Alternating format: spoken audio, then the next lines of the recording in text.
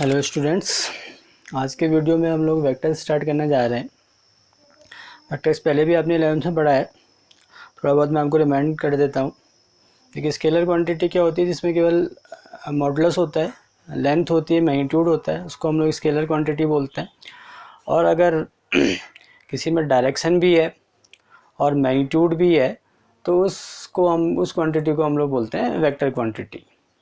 ठीक है, जैसे मैं एक लाइन यहाँ पे ड्रॉ कर दूँ, ठीक है, सपोज कीजिए कि ये 5 सेंटीमीटर की है, तो अगर इसमें कोई डायरेक्शन नहीं तब तक तो ये स्केलर है। और अगर मैं इसको डायरेक्शन दे दूँ तो ये क्या हो जाएगा, आपका एक वेक्टर में कन्वर्ट हो जाएगा। और ये जो लेंथ लिखी है यहाँ पे 5 सेंटीमीटर, जब ये आपने डायरेक्शन दे दी तो वेक्टर में कन्वर्ट हो गया है। तो 5 सेंटीमीटर की लेंथ क्या हो जाएगी, modulus of that vector, particular vector. और ये जो एरो है ये किसको रिप्रेजेंट करेगा, डायरेक्शन को रिप्रेजेंट करेगा। ये P है और ये Q है, तो डायरेक्शन हो जाएगी from P to Q। Direction को चेंज कर देंगे तो डायरेक्शन हो जाएगी फ्रॉम Q टू P, लेकिन मॉडुलस क्या रहेगा, इसका सेम ही रहेगा। यूजुअली हम लोग क्या करते हैं, जब भी हम वेक्टर्स क्वांटिटी लिखेंगे तो ये PQ तो मैंने लिखा ही है, अभी तक ये लाइन सेगमेंट ही है। अगर मैं यहाँ पे एरो का साइन बना दूँ तो ये PQ वेक्टर हो गया। कैसे रीड करेंगे इसको, PQ vector from P to Q। अगर मैं QP वेक्टर लिख दूं तो डायरेक्शन क्या हो जाएगी, चेंज हो जाएगी, रिवर्स डायरेक्शन हो जाएगी, Q टू P डायरेक्शन हो जाएगी, लेकिन लेंथ क्या रहेगी इसकी, दोनों के केस में सेम रहेगी। वेक्टर्स जो हैं आप यूजुअली क्या करते हैं, A vector, B vector, C से रिप्रेजेंट करते हैं। इनका जो मॉडुलस होता है वो मॉड A होगा, मॉड B होगा, मॉड C होगा। तो ये मॉडुलस है, ठीक है। लेंथ जो 5 सेंटीमीटर लिखी उसको मैं ऐसे लिखूंगा 5 सेंटीमीटर। ये सिंबल अगर आपके पास बना हुआ है तो ये किसको रिप्रेजेंट करेगा, मॉडुलस को रिप्रेजेंट करेगा। ये वेक्टर्स का इनिशियल फेज है, ये आपने 11th में फिजिक्स में भी पढ़ा हुआ है, तो इसमें हम ज़्यादा डिस्कस नहीं करेंगे कि क्या वेक्टर्स क्वांटिटी होती है, क्या स्केलर क्वांटिटी है, ये आप सबको मालूम ही है। अब हम क्या करते हैं, इनके एडिशन में आते हैं। एडिशन से पहले एक जो वेक्टर है यहाँ पे यूनिट वेक्टर, उसके बारे में हम लोग डिस्कस कर लेते हैं, फिर हम लोग एडिशन में आएंगे कि क्या यूनिट वेक्टर होगा। A vector of magnitude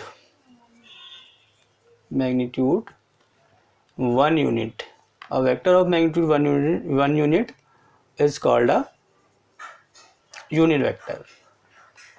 unit vector एक वेक्टर है, अगर उसका मैग्नीट्यूड 1 यूनिट आ रहा है, 1 unit 1 centimetre, 1 metre, 1 millimetre, 1 decimetre, 1 होना चाहिए, यूनिट चाहे उसकी कुछ भी हो, तो उसको हम लोग क्या बोलते हैं, यूनिट वेक्टर बोलते हैं।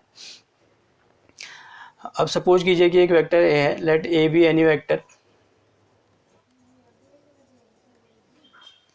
A B any vector. Unit vector काफ़ी इंपॉर्टेंट है, ध्यान से देखिएगा। Unit vector in the direction of A vector is represented bye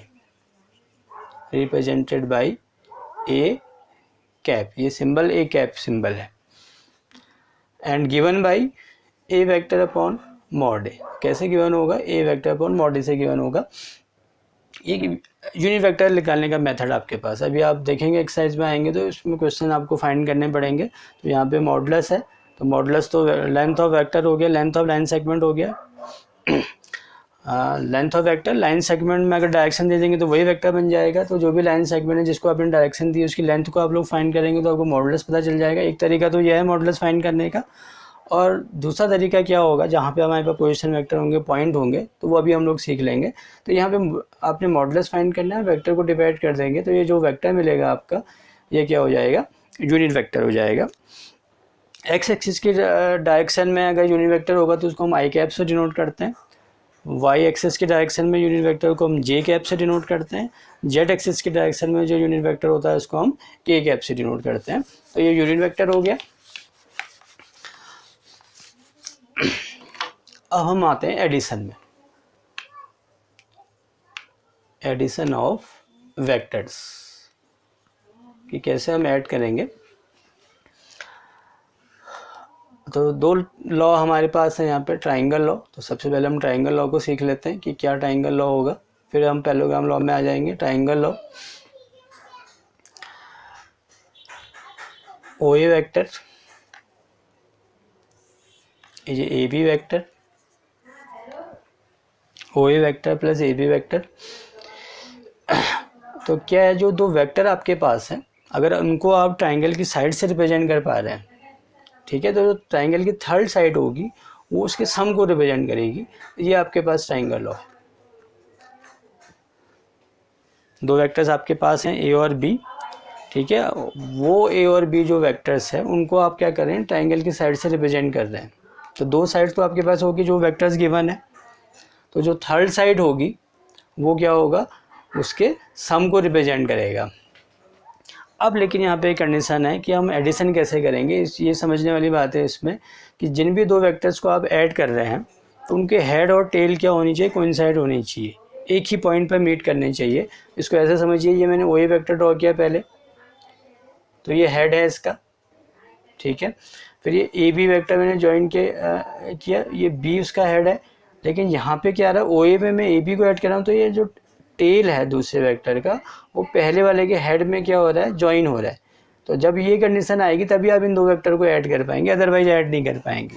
तो जब आपने ऐड किया तो अब ये थर्ड साइड भी आपकी आ जाएगी, ये आपका रिप्रेजेंट करेगा सम को, ए प्लस बी को। तो हेड और टेल आपने याद रखना है। एक तरीका और है इसको समझने का, ओ ए प्लस ए बी। देखिए ए और ये कॉमन आपको नज़र आएगा, O A plus A B. O A plus B A नहीं कर सकते हैं, A B plus B C आप लोग कर सकते हैं, B C plus C D आप लोग कर सकते हैं, सी और सी से आप इसको समझ सकते हैं। तो कॉमन पॉइंट को हटा दीजिए, तो जो रिजल्टिंग वेक्टर होगा वो ओ बी वेक्टर होगा। तो देखिए ओ बी वेक्टर आपको मिल रहा है। तो ऐसे भी आप लोग उसको क्या कर सकते हैं, समझ सकते हैं। तो ये ट्राइंगल लॉ हो गया। एक और लॉ हमारे पास यूज है, पैरेललोग्राम लॉ।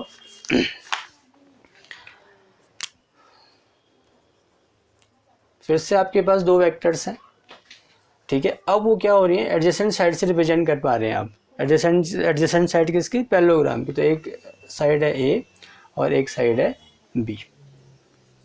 तो पैरेललोग्राम को पहले कंप्लीट करेंगे, इसके पैरेलल आप यहाँ से ड्रॉ कर लेंगे, ठीक है।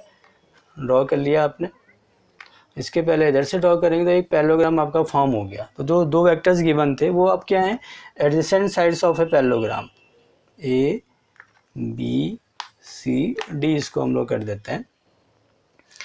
एडजेसेंट साइड से रिप्रेजेंट कर दिया, तो जिसका जो डायगोनल होगा वो किसको रिप्रेजेंट करेगा, इसके सम को रिप्रेजेंट करेगा, ए प्लस बी। अभी आया कैसे, देखिए ट्राइंगल अभी हमने सीखा हुआ है। तो इसके ये दोनों तो पैरेललोग्राम के अपोजिट साइड्स तो इक्वल होती है, ठीक है। अगर इसको ये डायरेक्शन दे दूँ तो ये भी वेक्टर हो जाएगा, लेंथ भी और डायरेक्शन भी सेम है, तो वेक्टर इक्वल हो गए। तो ये बी वेक्टर हो गया। और दोनों वेक्टर को आप ऐड कर दीजिए, हेड में टेल आपको नज़र आ रहा है। तो ये जो थर्ड साइड है ट्राइंगल की वो किसको रिप्रेजेंट करेगी, सम को रिप्रेजेंट करेगी। तो ट्राइंगल लॉ का ही एक्सटेंडेड फॉर्म क्या है आपका, पैरेललोग्राम लॉ है यहाँ पे। अब अगर आपको क्या करना है, सब्ट्रैक्शन करना है, तो अभी एडिशन आपने सीख लिया। देखिए ये ए वेक्टर था आपके पास और ये बी वेक्टर है। तो अगर आप बी की डायरेक्शन को चेंज कर देंगे तो ये माइनस बी वेक्टर हो जाएगा। अब आप इन दोनों को ऐड करेंगे, ए और माइनस बी को, तो ए प्लस माइनस बी आएगा, ए माइनस बी। तो जैसे आपने एडिशन रिप्रेजेंट किया है वैसे आप सब्ट्रैक्शन को भी क्या कर सकते हैं, रिप्रेजेंट कर सकते हैं। तो ये दो लॉ हैं हमारे पास एडिशन के, सब्ट्रैक्शन के। अब हम आगे आते हैं, position vector of a point.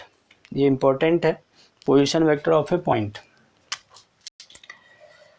Position vector of a point, कि क्या पोजीशन वेक्टर होगा, क्या इसके कंपोनेंट होंगे, कैसे वेक्टर हमको मिलेगा, क्या मॉडुलस होगा, और किसी वेक्टर्स को हम पोजीशन वेक्टर्स फॉर्म में कैसे लिखेंगे, ये यहाँ पे हम सीखेंगे। काफ़ी इंपॉर्टेंट है। तो एक पॉइंट है आपके पास स्पेस में जिसका कोऑर्डिनेट एक्स कॉमा वाई है। तो इसको आपने याद रखना है कि वेक्टर में जब भी आप पॉइंट कह रहे हैं, ठीक है, कोई भी आपने पॉइंट लिया तो इसके रेस्पेक्ट में एक फिक्स पॉइंट होगा जिसको हम लोग ओरिजिन बोलते हैं। तो अगर 2D में है तो इसके कोऑर्डिनेट 0,0 हो जाएंगे, अगर 3D में है तो क्या हो जाएंगे, x 0,0,0 हो जाएंगे। तो ये जो वेक्टर OP है इसको हम लोग बोलते हैं position vector of P। Position vector of P क्या होगा, OP वेक्टर है position vector of point P। Q अगर हम यहाँ पे लिखेंगे तो फिर से ये ओरिजिन तो आपने सपोज किया ही है, तो ये जो OQ वेक्टर होगा ये होगा position vector of Q। A होगा तो OA vector position vector of A। तो आपने क्या करना है, ये पॉइंट आपके पास है, जब आपने OP वेक्टर फॉर्म किया तो ये O आपको हम बोलते हैं इनिशियल पॉइंट, P आपका हो गया एंड पॉइंट या फिर टर्मिनल पॉइंट, और जो OP वेक्टर आएगा वो P का क्या होगा, पोजीशन वेक्टर हो जाएगा। और किसी केस में अगर P टर्मिनल पॉइंट और पोजीशन वेक्टर आपके सेम हो जाते हैं, इनिशियल पॉइंट और टर्मिनल पॉइंट आपका सेम होता है, तो वो वेक्टर आपका जीरो वेक्टर होता है, उसका मॉडुलस जीरो होगा। अब आपको पोजीशन वेक्टर के बारे में पता चलेगा कि पोजीशन वेक्टर हम क्या बोलेंगे। अब आपको इसके कंपोनेंट फाइंड करने हैं। तो अब मैं क्या करता हूँ, देखिए इसको एक 2D में लिया है तो एक्स एक्सिस और वाई एक्सिस के फॉर्म में लेके आते हैं। तो एक्स एक्सिस मैंने बना लिया है यहाँ पे, और ये वाई एक्स एक्सिस और वाई एक्सिस दोनों मैंने क्या कर लिया, ड्रॉ कर लिए। X axis Y axis perpendicular draw किया OM। तो OM की जो लेंथ है वो x है, यहाँ भी आपने परपेंडिकुलर ड्रॉ किया, इसको हम ON कह देते हैं। इसकी जो लेंथ है ON वो है y। अभी यूनिट वेक्टर जब मैंने आपको बोला था तो मैंने आपको बताया था कि एक्स एक्सिस के डायरेक्शन में जो यूनिट वेक्टर होता है उसको हम आई कैप से डिनोट करते हैं, वाई एक्सिस के डायरेक्शन में जो यूनिट वेक्टर होगा उसको जे कैप से डिनोट करेंगे। तो मॉडुलस भी आपके पास है, यूनिट वेक्टर भी आपके पास है। आपने जो OM वेक्टर को फाइंड करना है, क्या फॉर्मूला लिखा था हमने कैप का, A vector upon mod A। Cap आपके पास है, मॉडुलस आपके पास है, वेक्टर आपने फाइंड किया तो कैप और मॉडुलस क्या होंगे, सेम हो जाएंगे, मल्टीप्लाई हो जाएंगे। तो OM वेक्टर की वैल्यू आ जाएगी x इंटू आई कैप, x इंटू आई कैप। ऐसी ON वेक्टर आपके पास आ जाएगा y इंटू जे कैप। तो ये OM वेक्टर भी आपको मिल गया, ON वेक्टर भी आपको मिल गया। फिर से देखिए ON और MP, अगर इसके डायरेक्शन को मैं सेम कर दूं तो MP और ON वेक्टर दोनों सेम हो जाएंगे। तो यहाँ पे भी क्या हो जाएगा, y जे कैप आ जाएगा। In triangle OPM using triangle law को यूज करेंगे आप, तो OP वेक्टर आपके पास आ जाएगा OM प्लस MP वेक्टर, तो XI cap plus YJ cap. तो P अगर आपके पास पॉइंट है x, y, तो जो पोजीशन वेक्टर है OP को भी हमने क्या बोला था, पोजीशन वेक्टर ऑफ P, तो वो आएगा XI cap plus YJ cap. OP से आपने डिनोट किया है। अब अगर आपने इसका मॉडुलस फाइंड करना है, मॉड OP क्या उसकी लेंथ होगी, तो आप ये वैसे भी निकाल सकते हैं। देखिए ये x है और ये y है, पाइथागोरस थ्योरम का यूज कर लीजिए, तो root X square plus Y square. Point आपके पास दिया है x, y, पोजीशन वेक्टर हो जाएगा OP वेक्टर, ठीक है।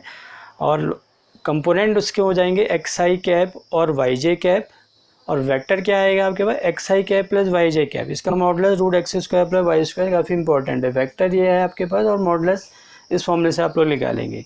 3D में होता अगर यहाँ पे x, y, z होता, तो अब पोजीशन वेक्टर आपके पास हो जाता है XI cap plus YJ cap plus ZK cap. इसका मॉडुलस हो जाएगा root X square plus Y square plus Z square. और एक चीज़ और इसमें इम्पॉर्टेंट है, जब भी आप पॉइंट कह रहे हैं तो पॉइंट और पोजीशन वेक्टर दोनों सेम ही है, लेकिन यूज हम अलग अलग करते हैं। पॉइंट हम लोग यूज़ करते हैं 2D 3D में, और अगर उसी पॉइंट को आप वेक्टर सेंस में लेना चाहेंगे तो वहाँ पे उसके कंपोनेंट भी आ जाएंगे, आई कैप, जे कैप, के कैप भी आ जाएंगे उसमें। पॉइंट XY होगा आपका, तो वेक्टर में जब आप पॉइंट कह रहे हैं तो उसके साथ आई कैप जे कैप भी होना जरूरी है, जो उसकी डायरेक्शन को क्या करेगा, इंडिकेट करेगा। तो XI cap plus YJ cap, ये आपका पोजीशन वेक्टर हो जाएगा। इस बात को आपने याद रखनी, पॉइंट और पोजीशन वेक्टर दोनों एक ही चीज़ है, दोनों का सेंस एक ही है, लेकिन यूज हम अलग अलग करते हैं। अब आप देखिए आपके पास दो पॉइंट है, एक पॉइंट है P और एक पॉइंट है Q। तो ये ओरिजिन O, तो OP वेक्टर हो गया position vector of P, OP vector position vector of Q, OQ vector. अब अगर आपने PQ वेक्टर निकालना है, देखिए अब हम क्या कर रहे हैं, वेक्टर को पोजीशन वेक्टर के फॉर्म में चेंज कर रहे हैं, ये भी काफ़ी इंपॉर्टेंट है। तो अब हम PQ वेक्टर कैसे फाइंड करेंगे, देखिए तो ट्राइंगल लॉ है आपके पास। देखिए कहाँ पे हेड और टेल आपको ज्वाइन हो रहे हैं, तो ये दो वेक्टर में हेड, इसका हेड और टेल ऐड हो रहा है, तो इन दोनों को आप ऐड करेंगे। In triangle in triangle O P Q, O P vector plus P Q vector क्या आएगा, ये जो कॉमन है इसको हटा दीजिए, ओ क्यू वैक्टर। आपने क्या फाइंड करना है, पी क्यू वैक्टर फाइंड करना है, तो ये होगा O Q vector minus O P vector, position vector of Q minus position vector of P.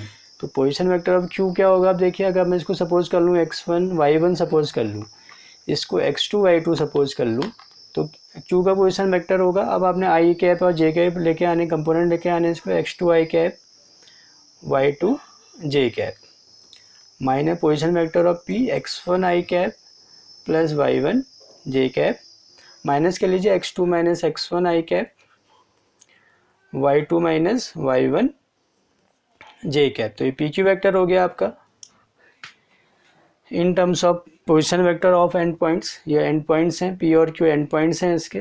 तो अगर किसी वेक्टर के एंड पॉइंट्स की पोजिशन वेक्टर में रिप्रेजेंट करना, तो ये तरीके आपके पास है। मॉडुलस कैसे फाइंड करेंगे, root x2 minus x1 whole square plus y2 minus y1 whole square.